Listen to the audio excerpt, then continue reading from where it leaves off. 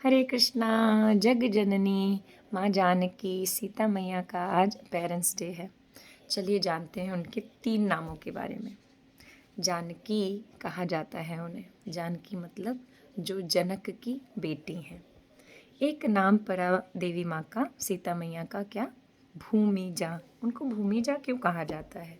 भूमिजा इसलिए क्योंकि वो आप की तरह और मेरी तरह किसी के थ्रू इस धरती पर नहीं आई। वो स्वयं भू जो हमारी अर्थ है, she is the daughter of earth.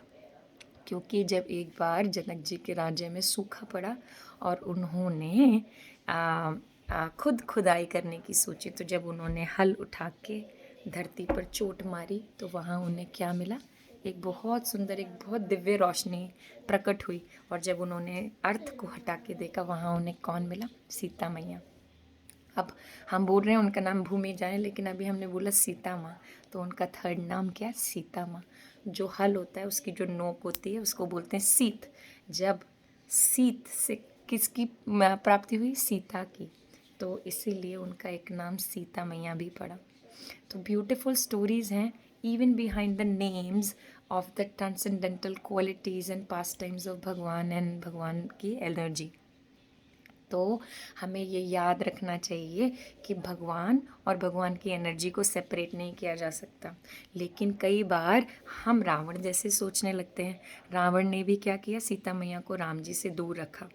और कभी भी जब हम इस मेंटालिटी से भगवान की तरफ अप्रोच करते हैं ना, तो our desires doesn't come true, क्योंकि उसके बाद सिर्फ विनाश ही आता है। आप सीता को राम जी को एक दूसरे से जुदा नहीं कर सकते। रावण ने क्या किया? राम जी को हटा दिया और बोला खाली मैं सीता मैया को भोगूंगा। जैसे कि हम कई बार बोलते कि हम लक्ष्मी जी की पूजा करेंगे, नारायण जी से हमें कोई लेना देना नहीं है। बट हमें ये याद रखना चाहिए, लक्ष्मी आपके ऐसी चीज़ें करने से आ तो जाएंगी, उनका आह्वान हो जाएगा, पर रुकेंगी नहीं, क्योंकि वो रहती कहाँ हैं? भगवान श्री नारायण के चरण कमलों में। So she will find her way back. और एक और चीज़ जो हम सीता मैया के कैरेक्टर से सीख सकते हैं, जो कि हम एक लीला हुई स्वर्ण मृग की लीला। जब उन्होंने गोल्डन हिरन देखा और उन्हें उसे लेने की इच्छा जाग गई। तो कई बार हम भी ऐसे मटेरियल डिज़ायर्स से प्रभावित हो जाते हैं। हम कुछ देखते हैं और हमें वो लेने की इच्छा हो जाती है। और that has ultimately become the reason of separating Sita मैया फ्रॉम राम जी। तो जब हम भौतिक इच्छाएं रखते हैं ना, हमें ये सोच के इच्छा करनी चाहिए कि कैसे ये लेकर मैं उसे भगवान के भगवान की सर्विस में अप्लाई कर सकता हूँ।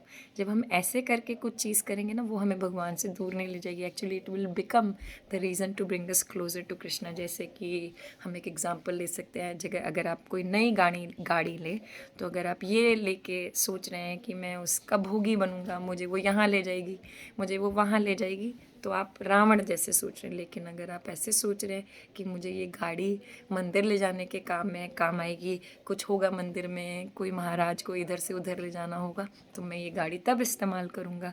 तो आप जब भगवान की सर्विस में सोच के कोई मटेरियल डिज़ायर करते हैं, तो वो डिज़ायर्स करना उचित है, and it will not make any harm to you. तो सोच समझ के सोचा कीजिए, सोच समझ के आगे बढ़िए। Krishna consciousness is very very beautiful.